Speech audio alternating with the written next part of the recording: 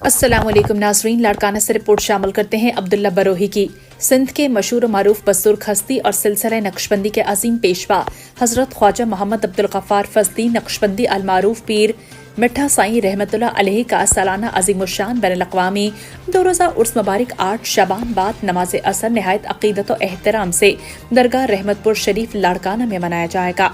عرس مبارک کے تقریبات کی صدارت غفاری جماعت کے روحانی پیشوا سجادہ نشین حضرت پیر عبدالغفار جان نقشبندی کریں گے، جبکہ صاحبزادہ محمد خلیل الرحمان غفاری نقشبندی صاحبزادہ محمد تماسم غفاری نقشبندی عرس مبارک انتظامات کا جائزہ لیں گے۔